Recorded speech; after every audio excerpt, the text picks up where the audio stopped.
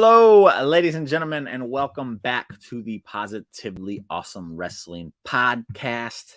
Jimmy Bebe, your Drip King, as always, joined by my better partner in crime, Tidey. Tidey, how was your week? Man, that's a loaded question, man. I don't even remember some of that stuff. May have had too much fun last night, but it was a good wrestling week. There you go. There we go. I ain't got nothing to complain about.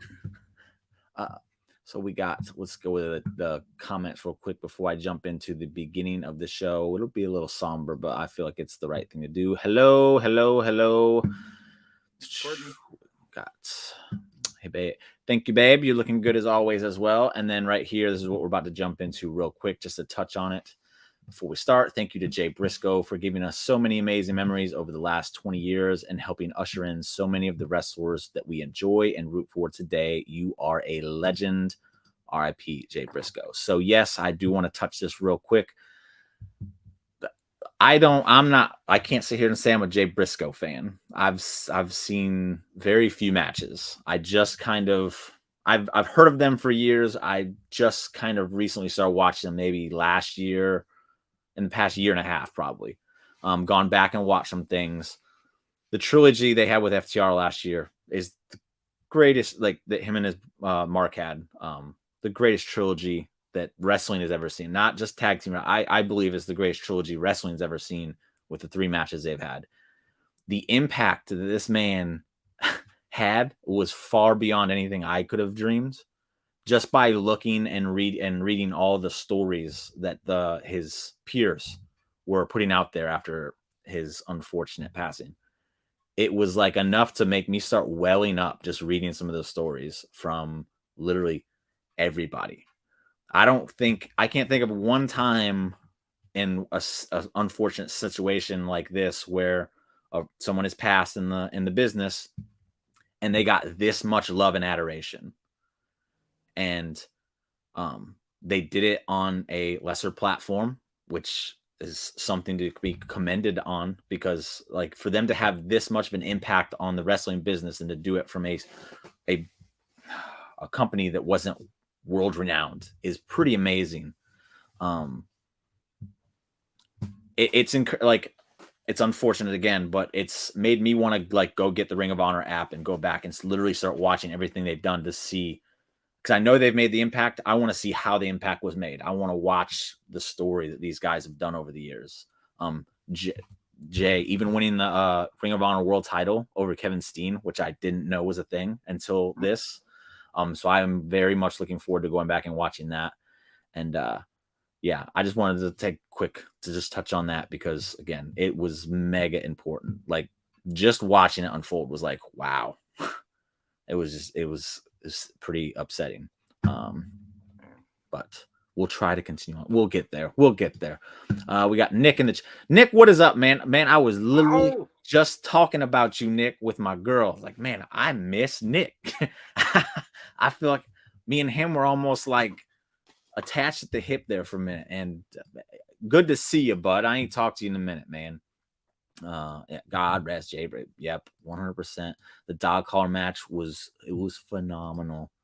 So yeah, so we can try to move on from there. After that, I apologize. I felt like it needed to be done. We're just shooting the shit this week. That's literally all we're doing. There's no rhyme or reason to the show. We got Royal Rumble coming up, so obviously we'll touch a little bit on that. And but other than that, we're just going to talk about the things we've really been enjoying since, we've had all that time off. Let's get it out of our system before we get back on track next week. And yeah, I think we should talk about, sorry, I just read something. Talk about just what we're enjoying. So before we went on, you were telling me a little something about Becky Lynch. Thank you, Nick. That's not Nick, but yeah, we need cheese toast with Nick too. So you were talking about Becky Lynch, and I'm a mark for Becky Lynch. If you didn't know, now you know, sucker. And you got my attention. You want to talk about Becky Lynch, and you think you've cracked a code as to why she is so good at what she's doing. Let's break it down, because again, I love talking about Becky Lynch. I love watching. She's awesome at everything she does. So let's go. What you got there, Tidey? All right. So as it goes, I went back to watch the Becky and Liv contract signing, like, December 6th last year, the year before that, whatever, before they had their thing going. And I noticed something, like, it was all, I never really looked and started diving into what makes her so damn good at building up a match, and it builds anticipation with me, which lately with wrestling, I have more anticipation for stuff. We can talk about that later. But yeah, I don't always feel it, but she always does that for me. I'm always anticipating what's going to happen next, or how's this fight going to go. I'm looking forward to what she says. And then it hit me when I was watching with Liv, and then it hit me this Monday how she was talking to Bailey. But it's like, hey, that was a nice sucker punch you gave me, but it's the first time we had a bit of fire from you, Liv. Like, just calling out, like, her career in general. Like, dude, Liv had no fire to her. She's always picking at something, and it's usually involving their career. What she said to Bailey this last week was also really good. And how did she say it? You peaked in 2015. And then she brings up the thing how Bailey went on record basically saying, like, I want to be a leader here at NXT. Why? They were already called up. Yeah. I was like, man, that's some cold shit to say, man. You Yeah, act like a Thunderdome. I was just about to say that is cold as ice to be like, you peaked not when you were running the show while I was gone a few years ago. You peaked in 2015. That's like cold as ice. And Bailey being a heel right now, how are you going to keep character and stay into this? But it was like, you were kept in NXT because you wanted to be a leader. You said that you wanted to help the future, but when the center of the spotlight isn't on you, you whine and complain about it. Basically, are you just full of crap? Is what she asked her. Yeah. You're not really about them. You're more about you. It's like, blame everybody else and say all this crap. It's you. You're the problem. You're the reason you can't get over. And then she tells her she's been in a rut for a while. I'm like, man, Becky be sticking those heels into people's heads. She's real with that. But it's also, she doesn't flinch. Call her Becky No Flinch, because, like, she don't back down through the whole time, man. She is just comfortable, man. Like, she is sitting in her living room talking to her kids or something. Yeah. Like, she don't. So anyways, yeah, the amount of realness she brings to it, and how she says it, and that complete confidence, like, she really believes she is the best, and so literally calls people out for not being on that level. It's crazy. So the confidence thing, I feel like, is the biggest thing you need to be a megastar. Like, there's never a moment where she's uncomfortable. And if you look at, like, people in the past, like the biggest superstars we've ever seen, they're never uncomfortable. They're never. And unfortunately, I hate that this is the case, but I can't think of a time prior to her where we've seen a woman be like this confident with what she's doing, even if some of the stuff isn't that good, which it does happen. The first half of the stuff, not this week, but I think the last time she was in the ring with Bailey, I was like, this isn't Becky Lynch, the man stuff. This is kind of lame. But the way she just delivered it and sat there and just was ready to take whatever was coming her way, it was like, yo, she knows she's the shit, and she's daring somebody to try and smack her down. It's crazy. And I think that's the biggest reason why she comes across as this, again, megastar. She's on the brink of it. I truly believe that. I think she was on her way there before she had to leave because of the baby. But no, that's not a knock. But I feel like she was just right there on the cusp of just going to that next step, and the movie roles, the TV, and all that other stuff. She was about to be on the cover of things. On top, like, I really think she was almost there, set back, and now I feel like she's on the cusp of reaching it again. And again, it's because of that confidence that she just walks around like there's nobody better than me right now. So, and I want to say this about, like, how she builds to a match. When Bailey was just taking this verbal assault in the ring, there's points where Bailey starts looking down. She looks like a little bit ashamed. Bailey's doing so good at, like, the crowd's perception, the people at home's perception of, like, yeah, that's right. Yeah. You ain't done nothing lately. and she starts putting her head down. She's really playing, but at the same time, it's bringing a little bit more reality out of it. So Yeah. yeah, reality is like, yeah, I do feel a little bit ashamed. I'm not where I'm supposed to be. Yeah, you guys got called up and you took my WrestleMania spot, is what she said. Yeah. But that is, but the thing she did with Liv was Liv fired back. It was like, I think it was December 6th. Liv went back off on her and brought up her own reality. It's like, oh, remember that time you were like big time baby, crybaby? It's like she brought up the whole Charlotte thing and then shows the interview in the back with her talking about Charlotte. And and Bailey's crying. I mean, Becky's crying. She's got a tear going down. She's like, this was like my best friend almost died in a car accident, for crying out loud. Yeah. And I'm out there trying to kill her, basically. I wanted to break her arm. I didn't get to do that. And then Liv's like, look at that. You're crying. Who would have thought big time Bex would be such a crybaby? And she starts digging a little bit at it. Because when you start making it real, then, it gets to a point of like, you know what? You want to take it here. I'm going to try to take it here too. And they're matching her It's level. like, oh, you think you're ready for this? Let's see. Okay. That's how I look at it, is like, okay, the gloves are off. Let's see where this goes.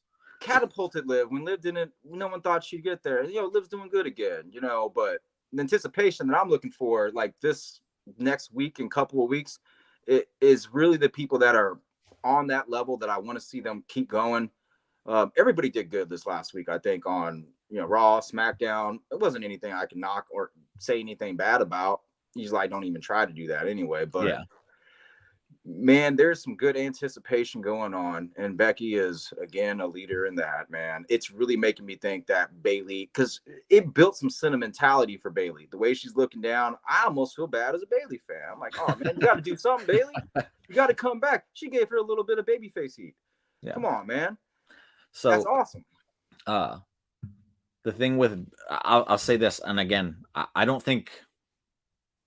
think Becky might be the best person at helping carry a feud over anybody. Like I truly believe that. Like, because even when her dance partners aren't on a level that's believable, she still makes it good. I would say maybe MJF, but he kind of always has good people to work with.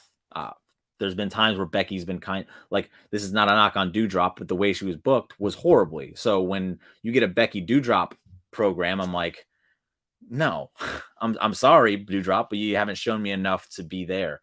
But Becky made it interesting enough for me to be like, damn, okay, show me what you guys are gonna do. And I don't think anybody has the ability like Bayley does. Maybe not, that's bad wording. She's just the best at it. I don't think anybody can touch her on that level. And that's a very, very great quality to have as a professional wrestler. That's the kind of person you want to put the title on, because what happens is you get bored with champions. But if as the champion, you're able to make people believe like, hey, maybe this other person has a shot. It's like, okay, you can have a lengthy run and it won't get boring. No. And we saw that before she left with the baby, is she had it was over a year and it was going to continue. And at no point was it like, oh, get the belt off her, because it was like everything was interesting. And with Liv, the thing you're bringing up, she brought something out of Liv that allowed Liv to have the year she had last year. Without that program with Becky, I don't think Liv Morgan wins the Money in the Bank now last year. I think that helped her that much. So yeah, we can stand Becky all day. We can spend the whole show standing Becky. We can keep going. I won't. She is worthy. She is damn worthy of being a wrestler. Yeah, like, she is so damn good. Yep, built my anticipation. Thank you. Steel Cage. Thank you. The main character came about naturally. Yes, it did. It was very natural, and it was beautiful. It was a wonderful ride to take. So hopefully they don't try and force it this time. And I don't think they have. I don't think they've tried to like build up to it. Like, oh, here she comes again. The man's coming back. People knew it was happening, but I don't think it was ever something that WWE was trying to like, hey guys, get ready. This is happening.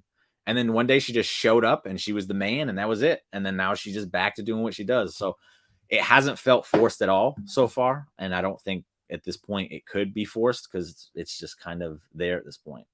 So a little bit of news before I touch on something. We got Fightful Select has learned that Akam and Razor aka the Authors of Pain, have been discussed for a potential return to the WWE. They have not wrestled almost 3 years, and there's no word on if they're interested in coming back. I remember last year they were booked for a show in England.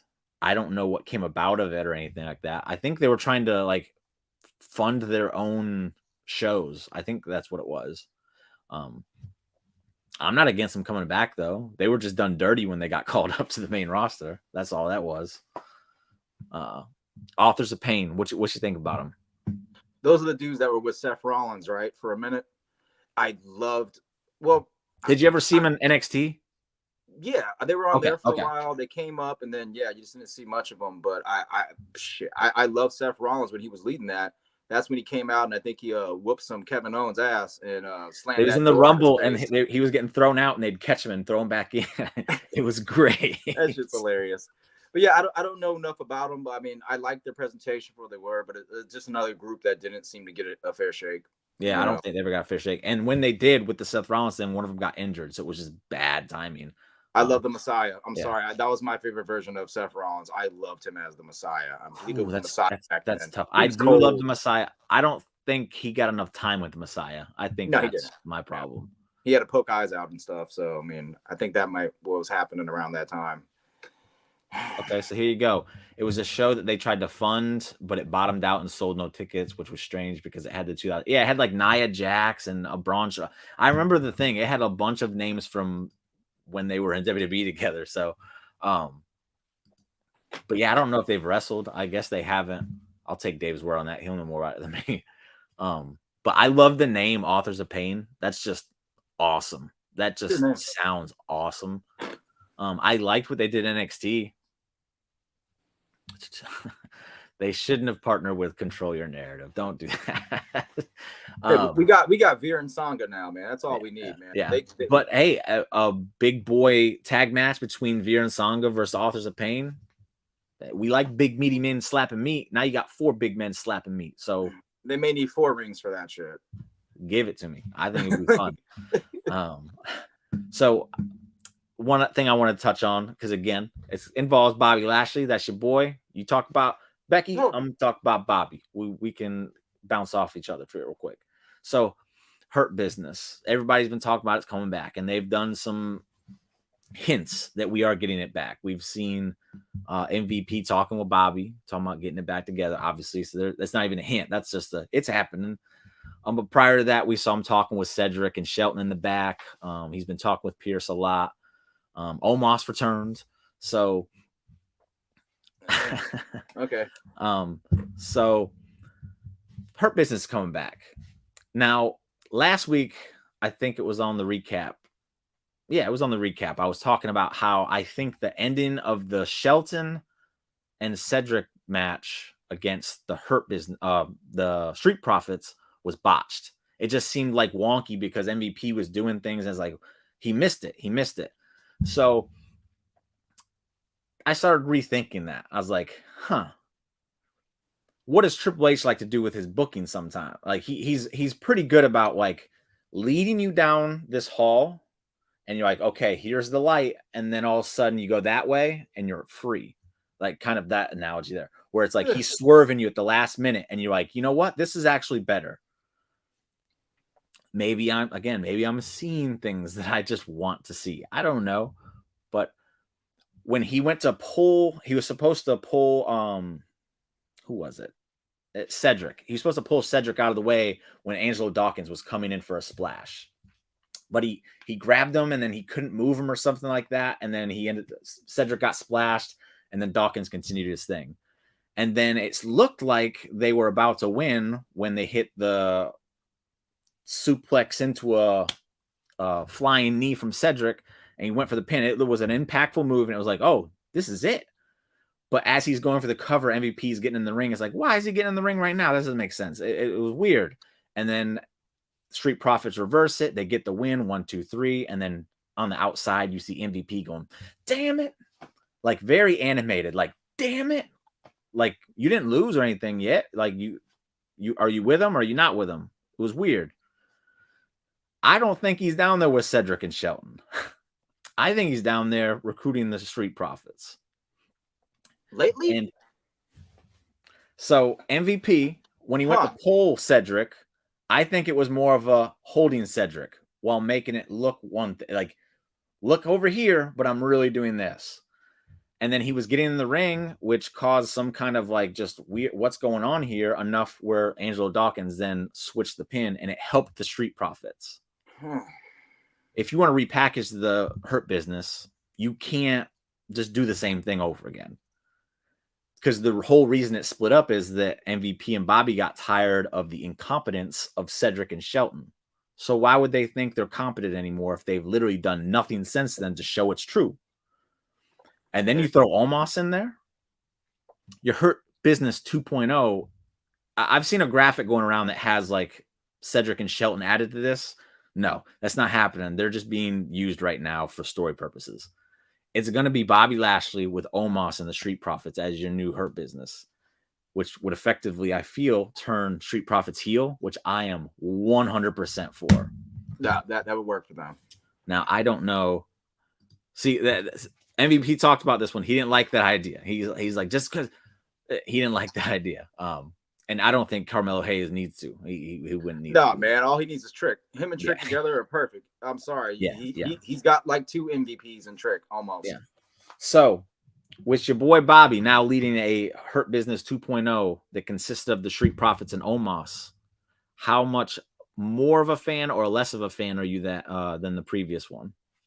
All right. So as a Bobby Lashley, a babyface fan, I like the whole babyface thing, man. So if he's not a babyface, my excitement's gonna go down a little bit, but it's still Bobby, so I'll still be involved, to be honest. Question real quick before you go any further though.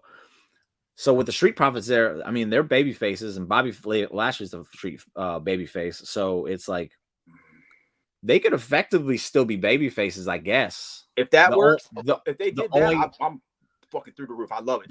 The only hiccup I have though is that I don't think you're gonna get people to cheer Omos. He's not a babyface kind of guy. Well, I mean, you know what? He could be like Solo. He's gonna sit there with his arms like this for a while. It'll be all right. And then he can go get mad and leave. Yeah. I don't know. The Profits have needed a heel turn for a while, and then David agrees. It's 3-on-1 here. They need to be heels, man. Damn it. Well, you know what? I'm still gonna enjoy it because Bobby's still there, and I like MVP. So, and I know with MVP with that dynamic, it's gonna make whatever they're doing interesting, no matter what. And then you throw Angelo Dawkins, who's gotten better on the mic, at least from the interviews I saw. And then what's his name's too much energy, but whatever. Montez Ford. He's still good. Yeah. But all together, that can bring a really good balance. That's a faction that could like when you look at them go face to face with each other, they could stand up to the Bloodline 100%. It's kind of like Evolution or something in a sense of like Bobby's the older veteran that looks like he's 31 years old, right? I mean, because this dude can still go for a while. Yeah. But it's still a great passing on the torch to Angelo or to Montez. Whoever comes out like a star, because they're both going to be stars. I don't care what anybody says. I feel like Omos would be the one that was kind of on Bobby's coattails, learning and taking in, and the Street Profits were there to really solidify that dominance over the roster they're on. And again, like I think it's crazy to think that there is a faction, because Judgment Day, as great as Judgment Day is, if you put them up against the Bloodline, I don't think like they're not on the same level as the Bloodline. Not when it comes to popularity, no. Well, not even popularity, just as far as like you put them in the ring, the Bloodline would smash them. Like they smash them. Again, that's not a knock. It's just the way they're perceived and booked. But again, the Hurt Business, Bobby and Roman, I don't think they're that far off from each other. Roman is clearly a bigger star, but in ring, they're built the same way. They're booked the same way, essentially, like as monsters. Gotcha. Street Profits and Usos. The Street Profits are the only one we've seen get in the ring with them and make you think like, oh, they might beat them. So they're on that same level. And then you have the Muscle and Omos versus the Muscle and Solo Sikoa. Obviously, Solo Sikoa is a beast and much better than Omos, but Omos is presented in a similar way. So that's a great, like, I don't want to do war games because Omos shouldn't be in there. But that's a great like faction war. All right, since you brought up Judgment Day, I gotta say, I'm on the side train, man. Dom is cracking me up. This whole gangster shit is cracking me up because I know about California legal. Tidey's had a bad past, right? There's no way you spend even 3 days or 3 hours, like unless you bailed out. It's 7 days before you get there, and penitentiary, you gotta have a felony offense, man. That was no felony offense, but the way and most of us know this is bullshit, right? And Miz called it out, but he's playing Mr. Hard Gangster, and it's cracking me the f up. Malibu's Most Wanted. Yeah, but he's got a straight up face on it, man. Like he last week he really tried to mean everything he said. What's that, mama? You smell something? You scared Jimmy? You scared Jay? Yeah. Damn it, this I love it that the Usos thing used to be like, get locked down, the Uso penitentiary, and he's like, you wouldn't last a day doing the things I did. You know what we call it, Uso? Damn it, so good. Yeah, I would have never thought this would have been so good, man. This shit's cracking me up. I love it. So before I touch on the Dom thing, because I enjoy it too. Omos is in the Hurt Business. He should never wrestle another match. Act as the heavy. Let Bobby. So here's what I think. I think that's spot on. While Omos is down in the training, the performance center, working on his craft, and please, for the love of God, get Kevin Nash back down there to help guide him, like he was prior to the COVID stuff. Get Kevin Nash back down there to help, because he doesn't need to be fantastic in the ring. He just needs to look like someone who can whoop your ass and not look kind of foolish doing so. Omos could be a star if he could just learn how to wrestle with his size. Even Jinder Mahal can teach him stuff. Jinder's a big dude, and Jinder can go slow too. I mean, have Jinder show him some stuff. It's all about the fluidity and how you present yourself, and he just isn't presenting himself properly. I think I see exactly what they see in him, 100%. They just have to find how to get there. Montez as a heel could be WWE Swerve Strickland. And here's another thing. This could be effectively how you end up splitting up the Street Profits as well. I think Angelo Dawkins going with the Hurt Business would help, but that's for another day. We won't get too much into that one. And then we'll talk about, since we're talking about Dom, he says it would be funny seeing Condom get smashed by Solo. That's Dom. Unfortunately, so who thinks are going to be the new Raw Tag Team Champs tomorrow? Unfortunately, I do. Shawshank Mysterio will win a belt tomorrow. Here's the thing. I'm with Sai. I still want to see Judgment Day take it, because when they said that those red titles, those Raw tag are coming back permanently, like, it's a truth that we all know. We want more titles on Raw, right? It doesn't have to be the Usos. Roman's already got one, so the Usos. It's a possibility, and I like that it's a possibility. Come on, man. Give Dom a chance. Dom. So again, before I get to Dom, I will get to Dom because again, I enjoy him too. But I'll touch on what we're talking about here. I don't think Judgment Day are winning these tag titles tomorrow. I just don't see it. It wouldn't surprise me if they did. I mean, I can definitely see it happening. I just don't think it's going to happen. I think the reason for it is to just we got the trial going on, give you the shadow of a doubt. Like, oh, the Usos could lose because it's not both belts. We know they're not going to lose both belts to just but one of them, they could do that. I think it's to put that just belief into our head that it could happen and make you kind of be a little bit more invested than you would normally. And the fact that you're doing it against Dom, and Damian Priest, but Dom is the highlight of this thing right now. Damian Priest is doing wonderful carrying the load in the ring. Wonderful job. Dude looks like a beast. But it's Dom that's putting them on that popularity level with his hilarious hijinks. And you look at that and like, yeah, I can see them doing this with Dom too. Absolutely. He's hot right now. You have to do it. But if the thing is to the big payoff for the Sami Zayn story, which it fucking shouldn't be, but if it is, the payoff is him and Kevin Owens winning the tag titles from the Usos, it lessens it significantly by having the Judgment Day beat them on Raw 2 months prior to them doing it, or almost 3 months prior to them doing it. It lessens that moment, and it would be a horrible decision. Not short term, but you look at it long term. And again, Kevin Owens and Sami Zayn would beat them at WrestleMania and win the tag titles for the first time and dethrone the Usos. Wait, they didn't dethrone them. They just beat them for the SmackDown tag titles because Judgment Day actually dethroned them a few months ago. So that's why I think it would be a horrible decision for them to do it. Sammy's gonna win an Elimination Chamber or some other time anyway. So it's all good, man. If the Judgment Day does beat them, it increases, in my eyes, it increases the chance that Sami Zayn has a much bigger ending to this story.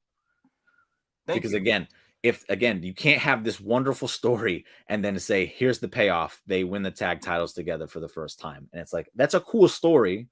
I think it deserves more.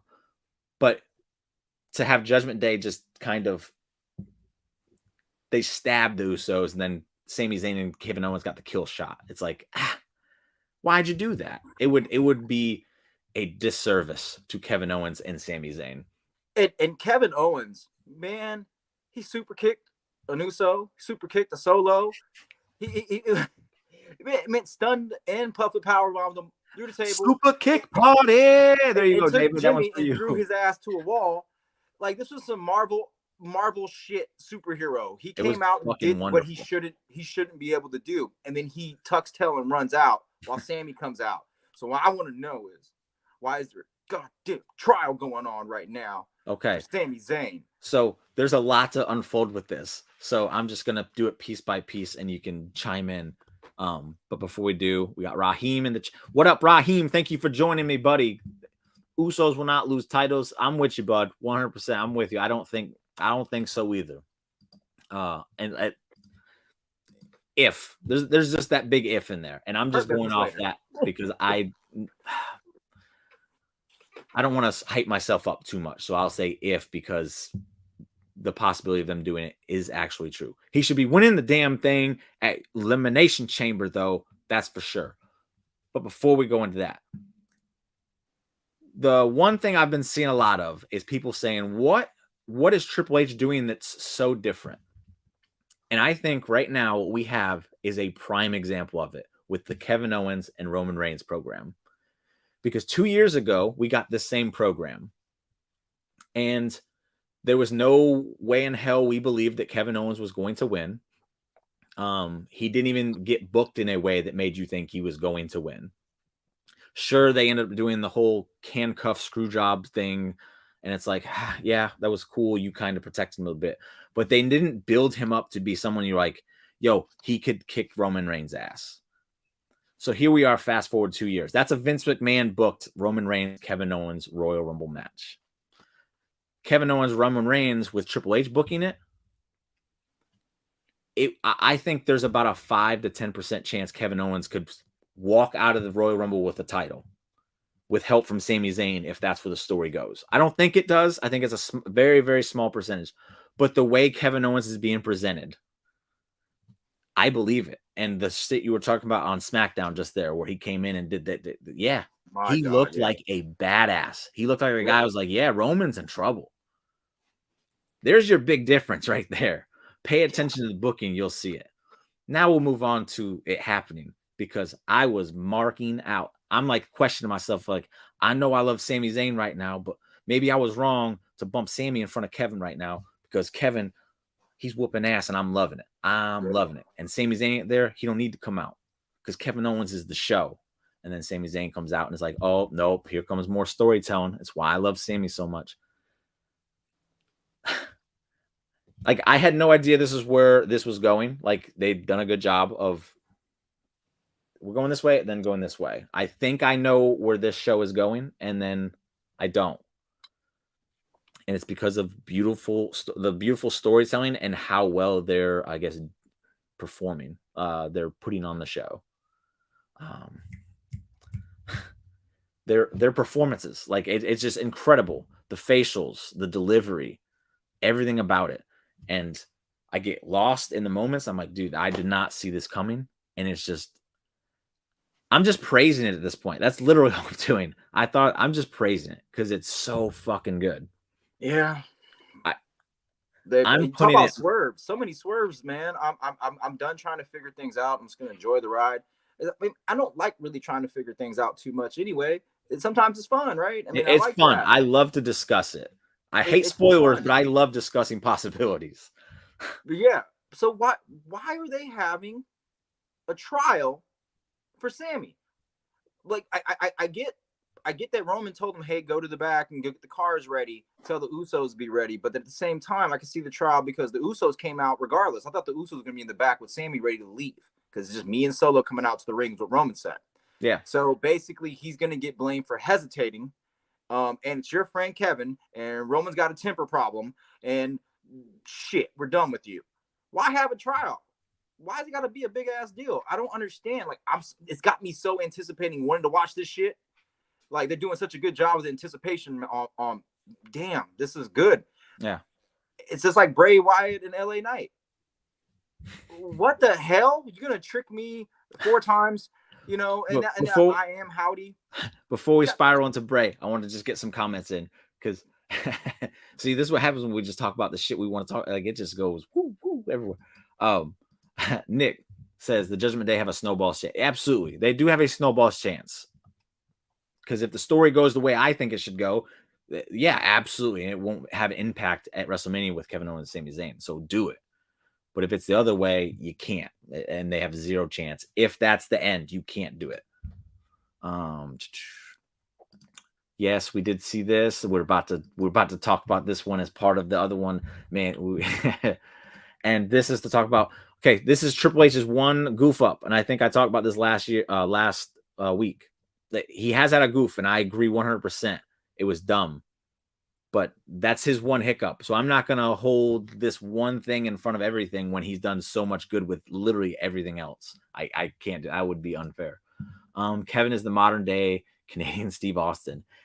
And the way SmackDown ended, you can't argue it. You literally can't. That was a stone cold ending Raw in 1998 if I've ever seen one. It was beautiful.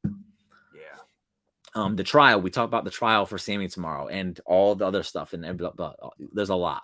Is there football on tomorrow? No, there isn't. Who cares? No. Here's the thing. There's no football tomorrow. And do you want to know why that's important? Why? Because this is the first Monday night with no football since August. So they're going to stack the show and make this a must. If you found out you missed this show, you're going to be mad. That's how highly I think this show is going to perform. Because normally in these legend ones, you have the show sucks. It's just let's pay attention to the legends. But what he's done is he's given us 3 title matches. 3 marquee matches. Becky Bailey in a cage, Austin Theory and Bobby Lashley for the U.S. title, and the Usos defending against Judgment Day and Prison Dom. That's a huge card to go with the legends. And then now you have the Bloodline tribal court of Sami Zayn. The hottest wrestling act in all of wrestling is now being moved over onto this show. This show is going to be phenomenal. Something is going to happen. Something big is going to happen on this show. And I think it has to do with the Sami Zayn stuff 100%. That's why it's there. But that's why no football on tomorrow is so important, because they know they've been like kind of coasting these last few weeks with just shows that were good enough, but not great. They're like, that Monday, people are going to tune in for the first time in a while. Let's give them a show. Yeah. Triple H's don't open booking is the best. He is. But if they put Kevin Owens, and I'm assuming this is talking about the whole tag title thing with Kevin Owens. I mean, if you are doing open booking and you put Kevin Owens and Sami Zayn against the Usos at WrestleMania and they don't win, that's worse than having them just win one of the titles. So you have to have, if that's the story, you have to have that closed as of right now. You have to, because that's a end of the line story. Like, they beat the Usos, they did the thing, time to move on.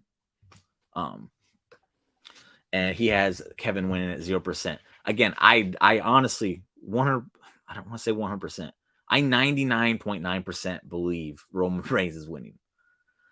But with the Sami stuff happening literally the week of Royal Rumble, something. Yeah, commentators are hitting on it too. They're hitting at Something. it. Like this And is how you would. No, it was the commentary. It was the SmackDown lowdown talk, whatever. It's like if you were to come into the bloodline and disassemble them somehow, you do what Kevin Owens has done. yeah, But he's been doing this for weeks. He's showing cracks in the armor, and he's doing a damn good job. He just took out the bloodline by himself. again, So it, Kevin, it's a possibility. it is a very, very, very, very, very, very small possibility. But I think my main point was that if it did happen, they've booked him and presented him in a way that makes me be like, I wouldn't be mad at it. I'd be like, okay, where are we going next? Because that was crazy. Not like you just fucked that up. Kevin has been booked that way to where I wouldn't be mad at it. Sami Zayn on trial tomorrow. Yeah. We're about to touch on that one too. Like an extended variation.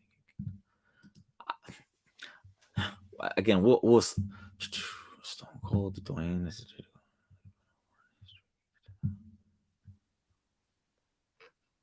Okay, and yeah, that's not gonna be the final four. Stop that. I just got what you're trying to say. Stop that. It is going to be lit for sure. So I know we're going into the Bray thing, but I want to touch on the tribal court thing with what happened on SmackDown. Because we're talking about swerves. I'm getting ahead of myself again. We're talking about swerves. I was fully in belief that we were going to see the moment Sami got booted last on SmackDown. I thought that was happening with the way the show was going. And then they were like, nope. And they gave us the end and it was like, okay.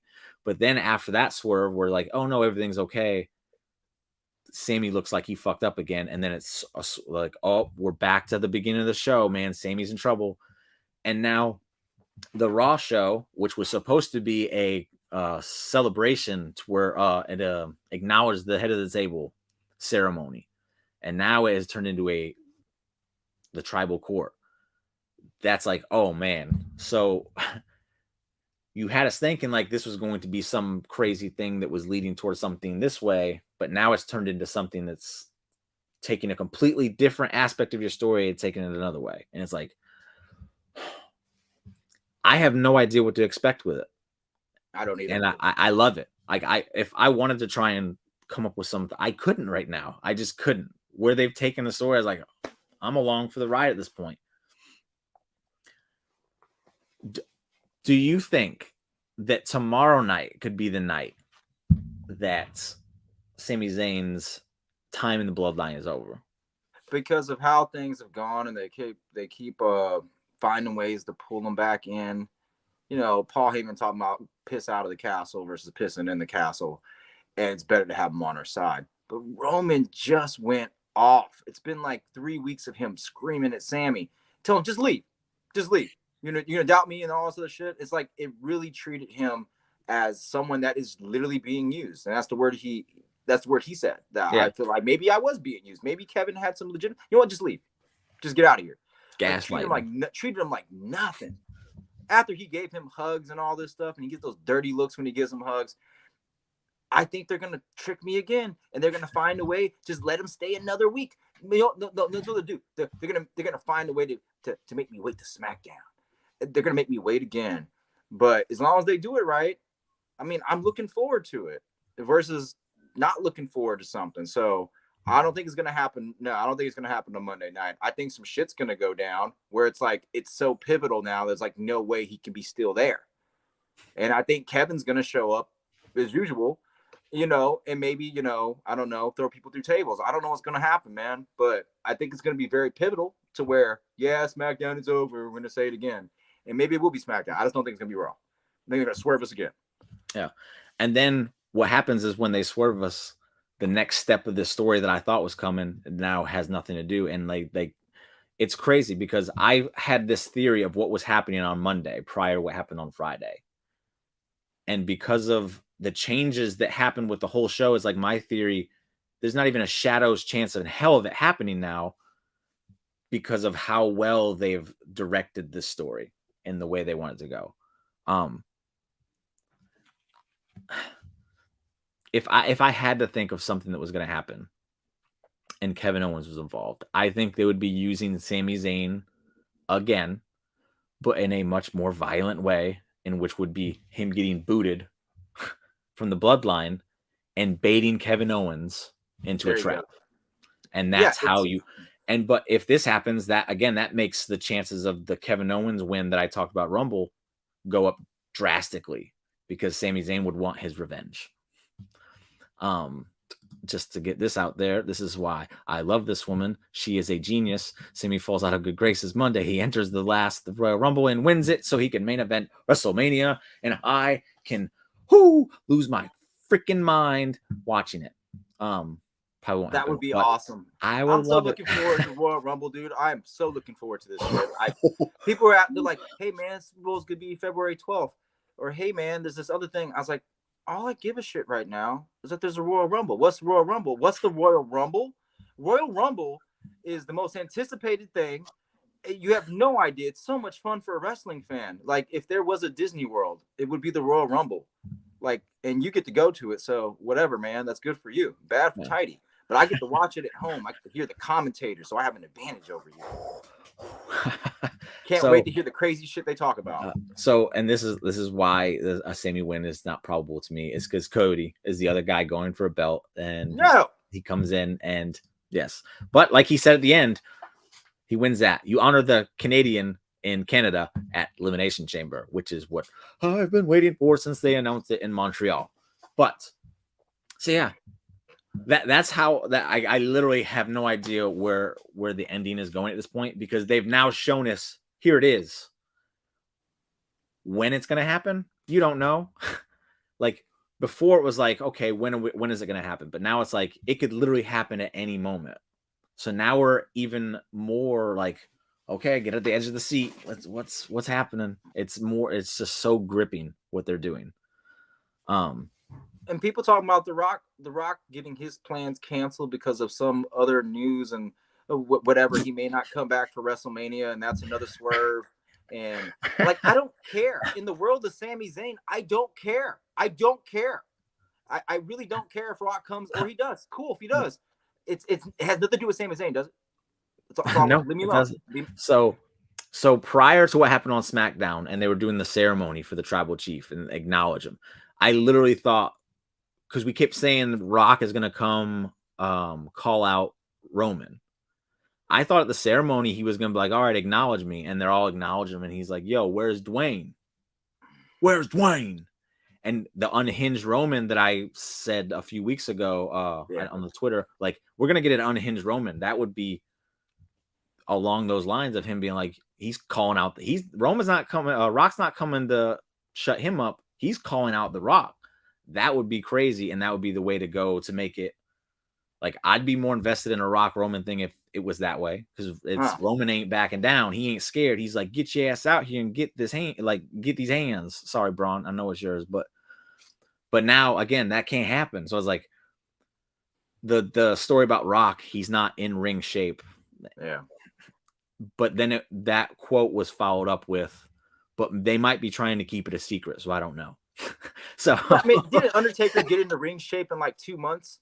I mean, even so, you can't follow up that kind of reporting with or trying to like spread something like that and follow it up with, but it might be a surprise, so I don't know. Like, then don't say it. Like, if you don't say it. So that's what the whole Rock not coming to WrestleMania. I think he's still coming at 100%. It's Hollywood, baby. It's Hollywood.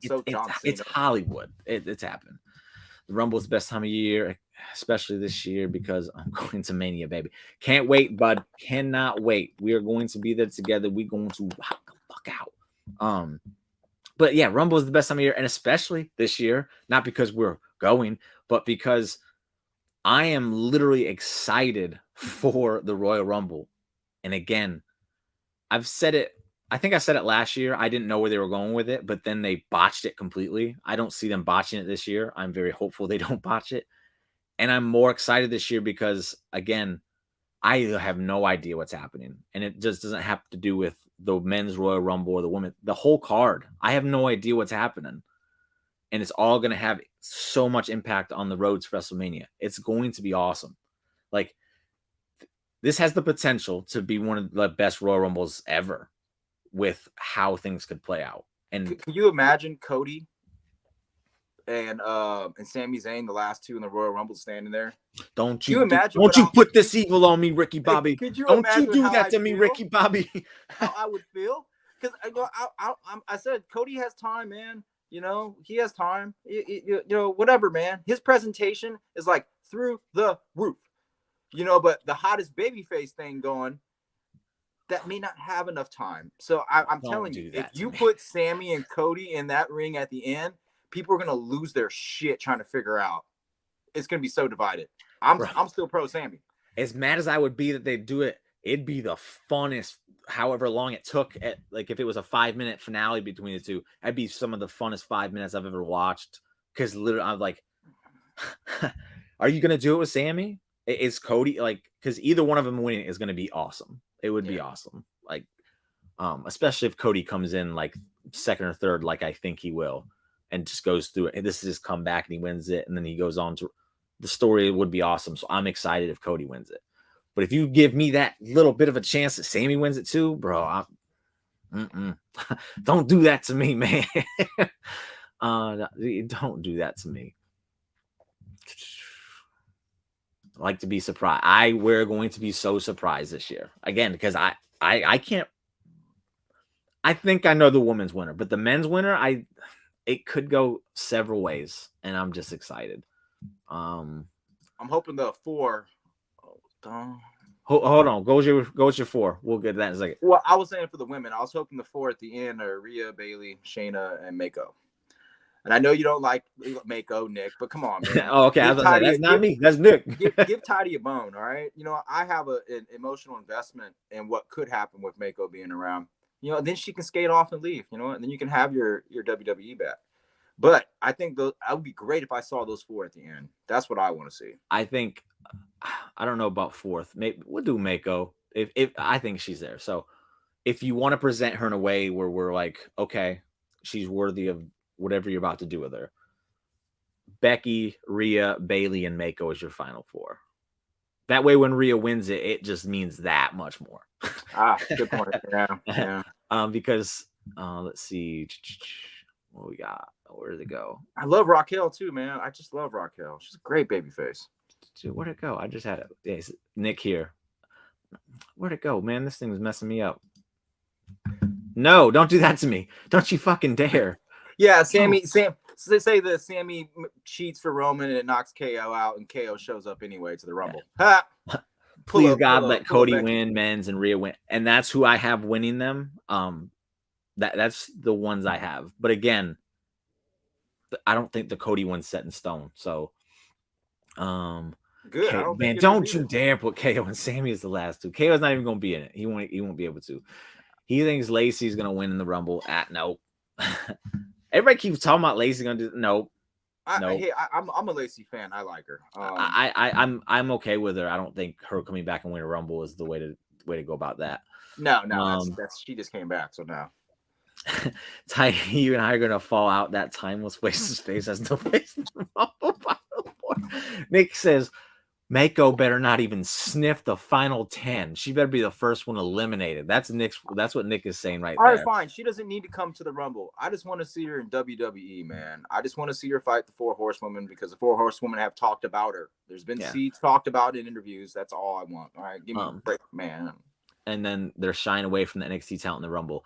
And I've noticed this, and I feel like this is one of the most star-studded Royal Rumbles we've had in a while. It's being presented in a big deal. Like, we keep going over the names, and they're all like the top main event guys. It's like there's several of those guys that could win the Rumble, and it would be okay. That there are. So, Carmelo makes an appearance. I think Carmelo makes an appearance because Carmelo Hayes is on the level of a lot of the talent on Raw and SmackDown. So he could be an NXT talent that shows up and is like, okay, no, he belongs here. But when you start trying to put the people who don't necessarily belong in there with these other big names that you've been promoting, then it kind of gets you kind of overshadowing the NXT talent. You don't want to do that. That's not why you put him in there. So Carmelo is the only male I can see from NXT being in it. Where do we go? I'm gonna get to the top flight thing in a minute, David. I wasn't gonna skip that. That shit was amazing. He says, Lacey, great person, terrible person. Well, a lot of people don't even think she's a great person anymore. She's doing that heel Look, work he great. said Mako can buy a ticket and sit in the front row. Even Dave's hating on your girl Mako. I don't think he's hating. He wants to get her a ticket. Go buy her a ticket, man. I think we see. I don't think we see Grayson. I wouldn't be mad. I'd pop like crazy if he did. I don't think he's there. But yeah. Oh yeah. Even I forgot what we even spearheaded off. Where is it? Feel like Oh, the here we whole go. roster. I had a comment from David. Now, how I think this plays out: Roman just drops the world title, and nobody gets put over. Dwayne wins the Rumble, faces Roman Mania. Nope. I think that's a Vince move. I don't think that's what they're going with it. It's I a think possibility though. I'll give it credit. it's a possibility, and I'm not even saying it would be absolute shit. It could still be good, but there's too many other better stories.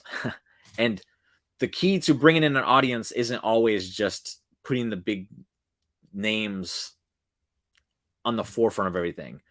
You get the big names on and really show them great storytelling so that they get invested. It's not the names that come and go that make people come and go. It's that there haven't been stories you're this invested in.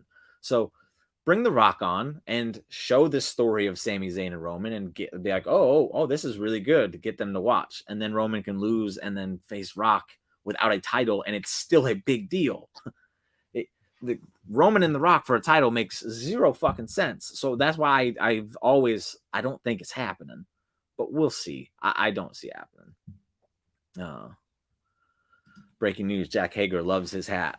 Yes, he fucking does. Where's my hat? When Ricky Starks put that hat on and did his little strut across the top rope, that was like the highlight of AEW for me this past week. It was amazing.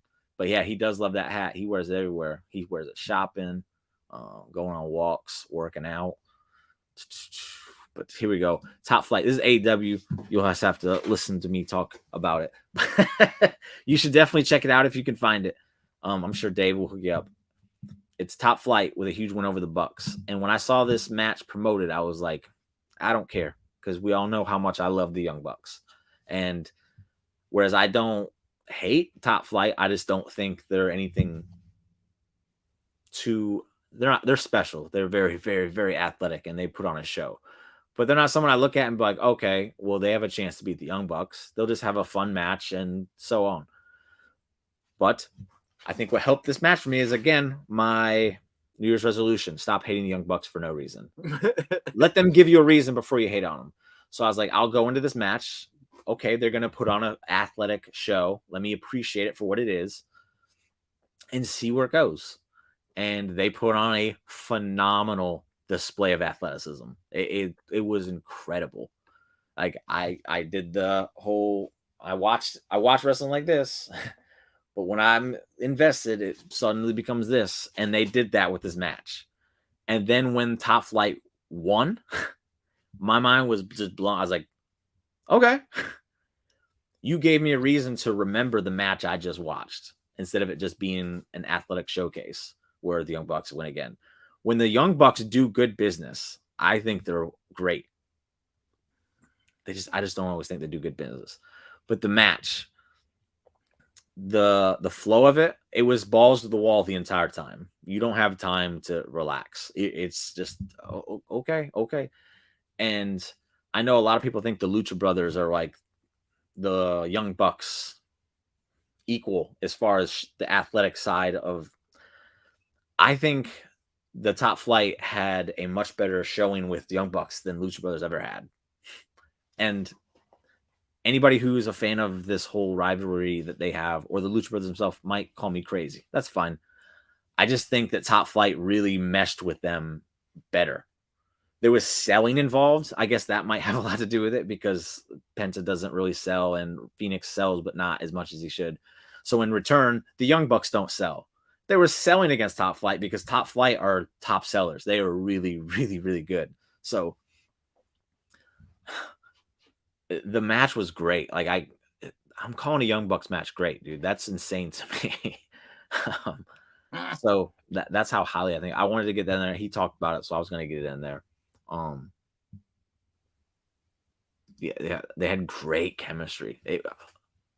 This is a Young Bucks match that I'll go back and watch. Again, that's crazy for me to think that I want to do that. But this just goes to show if you go into things with an open mind, people, maybe it'll change. So Young Bucks, top flight, top match of the week. So LA Knight and Bray Wyatt, we were about to go there. I don't know if you still have something, but I didn't want to leave it off. Well, like you said before, and like a lot of people were saying, it was literally the perfect opponent for Bray. I mean, him talking shit in the ring, like what? Someone help Bray get his shit together. Like what the hell is going on? You know, but the way he's completely defiant, and you would think this is some scary shit, or you're dealing with Bray. This guy he doesn't have fear at all. Like he's not afraid of him, even though there might be moments where he looks shocked or something. Yeah, but he's LA Knight, dude. He keeps saying that it's my game. You can bring what he say. You can bring your bank statement to the. You can bring your check to the bank of LA Knight, and you'll find out it's worth. Great line. Great. Oh, no. I was like, I just love that shit. Yeah. He's not even phased. I mean, you just saw some supernatural Uncle Howdy shit. You keep seeing some Uncle Howdy crazy shit on the screen. Like that shit looks demonic. It looks wrong. He's telling the little rabbit, you should be scared of the dark. You know what you got coming upon you. It's a Mountain Dew pitch black match, whatever.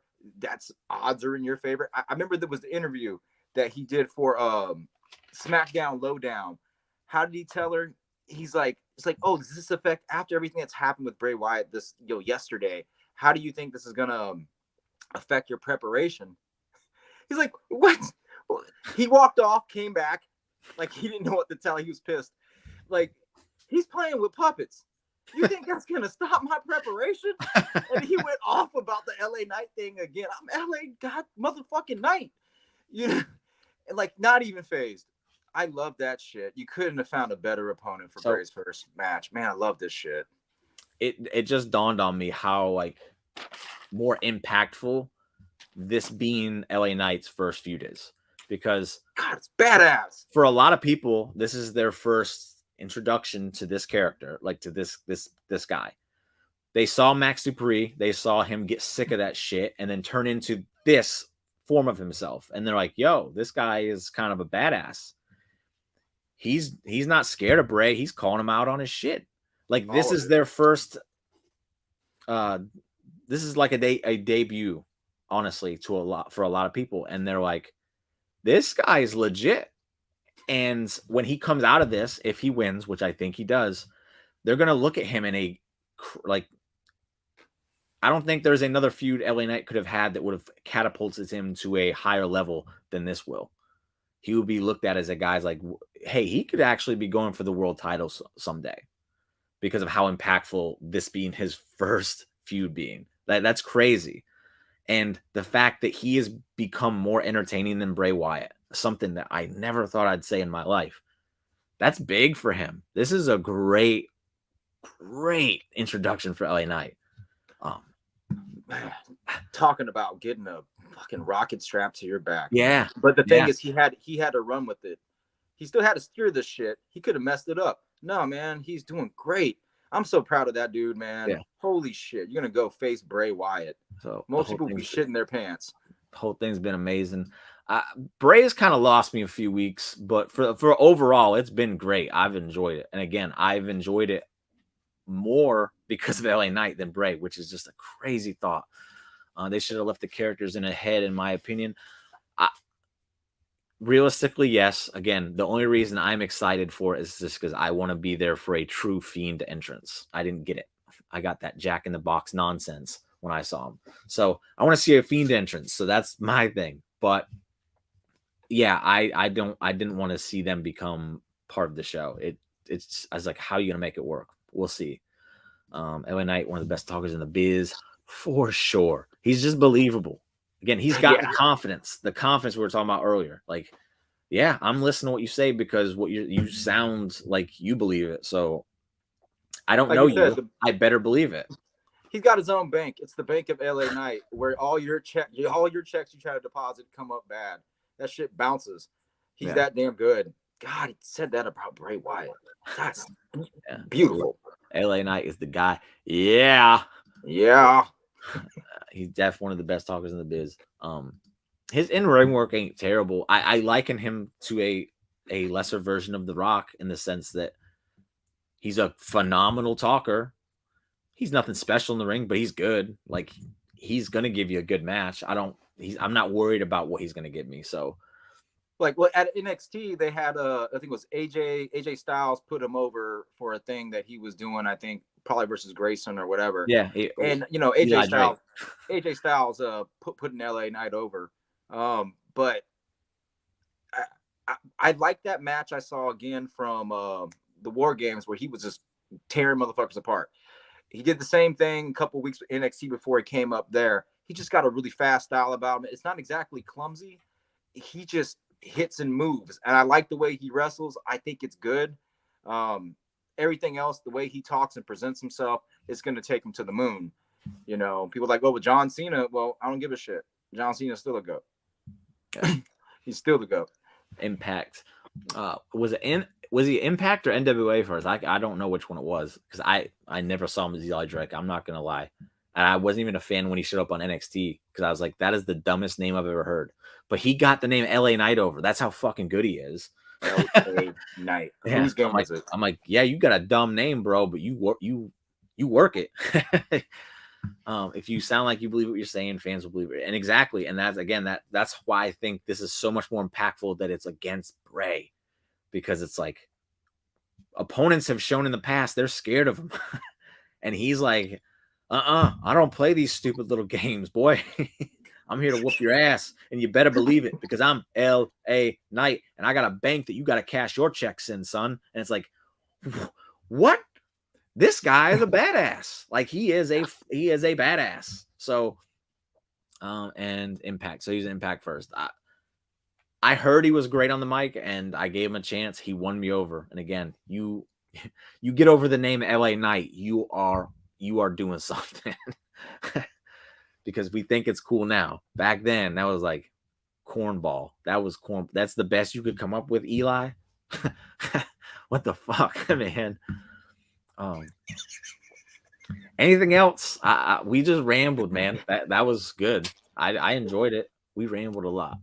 Yeah. Anything else we need to touch on before we jump off? I'm anticipating a lot more stuff than I thought because I don't know. It's because of maybe it's work and it was the holiday and I was busy, but I wasn't as anticipating so much more stuff coming up. I mean, whether it's this Monday Night Raw, I'm liking Judgment Day, man. I'm sorry, I'm liking it, dude.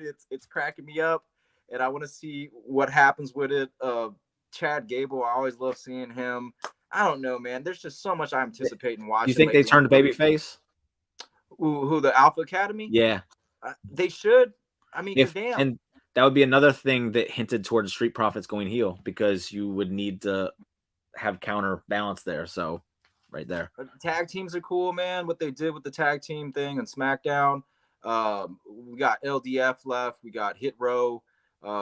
Sheamus and Drew. I mean, I'm starting to be like, yeah, I'm kind of happy for the tag team instead of like feeling like my gas tank is on empty all the time when I think about the tag team. So I'm just happy with what's going on, man. It's just good anticipation. So we got he just sent you the match for Top Flight Young Bucks. The Bryan Danielson versus Bandito match was another one that was just really, really, really good. And if you're gonna start watching AEW, now is the time because for you said Thursdays, we're killing it. So Wednesdays. Okay, so what was I just talking? The women's division. I have been preaching a little bit that it's been getting better. It's right on the cusp of kind of taking the next step. They've been having a lot of great matches lately. The thing that's been missing though is an angle. Why should I care? And right here, this is the start of the women's AEW versus the Outsiders angle, in which essentially is the NWO. They're not going to redo the NWO 100%, but you have Toni Storm and Paige Saraya, sorry. They turned heel on Dynamite. And it started when they were with Hikaru Shida, who is an AEW. She's been in AEW since day one. And Tony Storm just stops by us. You got to forgive her. She doesn't know things like you and me do, Saraya. And it was like, what does that even mean? But then after the match, they're beating up on Willow Nightingale. Paige and Tony Storm attacked her. Very heel move. And you're like, oh, they're turning heels. And then to her comes to save the day, it's Ruby Soho. Why is that important? Oh, Ruby. She's another outsider. So you kind of see them setting things up for a big angle in the women's division, which again is what they've been missing. So I think the AEW women's division, which has started off horrible and has worked its way up to something that's like, these matches are really good. They're turning that corner. And I think you're about to see more women's stuff on the shows after this, if it's done like properly. Because it'll show like, hey, we can actually invest in these women because they're telling this awesome story that we are in love with. So if you were to start watching Dynamite, do it as soon as you can. That's perfect, man. With that thing you're trying to hook me up with, yes. I'm off on Wednesdays, so that's perfect. I can actually catch the whole show. Yes. So they still don't use. And again, I think once this is over with, once they do this angle and it's effective and it shows that women can, I know this is a terrible thing to even try and say in today because I love it so much, but it shows the naysayers of the women's division that, hey, they can tell just as great stories as the men can. They can have just as good matches as the men can. They've shown that they can do the matches. They haven't had the story. This is the story that opens it up for the rest of the women. People bitch about Britt being on so much. Yo, she's the only star they had. You use her until the women are established. Yeah. And you use her as much as you possibly. That's what she's there for. She created herself. Don't shit on her. That's the worst. Like, I hate seeing it so much because Britt got there on her own, and they need her. They need her to put other people over, which she has been doing. So, and then here you go, Ruby versus Tony versus Britt this week. So you have Tony, the WWE girl that they were teasing, versus Britt, who's the AEW's number one girl. And then Ruby's in the middle, and it's like, who do I trust? So it puts Ruby in a position where she has to choose, and then once she chooses Tony, that makes Britt a mega baby face, and you have a ex-WWE versus AEW story to go with the tribalistic bullshit online, where it's AEW fans versus WWE fans, and it plays into it perfectly. I'm looking forward to the story, and this is the first time I can say that for their women's division. So that's a very, very great thing. And it could lead to a blood and guts match. And old Britt, that's her bread and butter, baby. And out fourth, we're going to bump Sammy off that pillar list because she's been far more impactful than he has. I think she's been more impactful than Jungle Boy too. I would put her as the third most important of those pillars. Darby's a beast. I'm not knocking him down. And MJF, we already know MJF. So yeah. Start watching AEW. Yeah, I am. And before I go, just Great Muta had his retirement match, his final match. Correct, Dave? You can correct me if I'm wrong, but I think the one he had this morning was the final match of his career. Pretty incredible career that the Great Muta had. And Darby, he hit this shotgun drop kick off the top turnbuckle to the outside of a dude sitting in a chair, and was just like, dude, chill. Darby Allin, you will love Darby Allin. I promise you will love this. He is real. He is very real. So, and here, David at the Noah show. Yeah. So that was the show. And it was his final match because he had the final singles against Shinsuke. This was his actual final match. And Sting was in it, and it was presented very well. Thank you, Dave, for sending that to me. But that's the show. I've rambled. We went over again, but that's okay because we were talking about all the good shit that we wanted to talk about. So thank you for joining us, everybody. Good to see you again, Nick, back in the chat. Nick. Mako's. I think it was the Mako comment last week. He was awoken from a dead sleep like, No, they didn't. I'm tuning in next week. They will not talk about Mako's son on my show. Not on my watch. So yeah, that's the show. Thank you guys for joining me. And also I totally forgot about this. Next Sunday, I don't know if we'll have a show, unfortunately. I'm going to the Rumble. I can't. I can't. Okay. Well, I have to work, so it works out. So there you go, guys. That can't happen because of that. So no show next Sunday. Sorry, but the Rumble. We have to watch the Rumble, so we have to make sacrifices. Tidey's is more worse than mine, obviously, because I just have to go. I have to drive. But if you watch and stay tuned to the channel, because I'll be posting a bunch of shorts and videos from the show. So if you want to know what it's like there, check in. I'll be posting them all night Saturday and all day Sunday. So check that out. But thank you guys for joining us. We have a great week of wrestling coming up. I'm so mad we're not even gonna be able to talk about it, but we'll just have another one of these shows 2 weeks from now. But tomorrow I'll be back for the Raw recap. So I'll see you tomorrow for that, and we will see you in 2 weeks here at PAW, baby. Bye.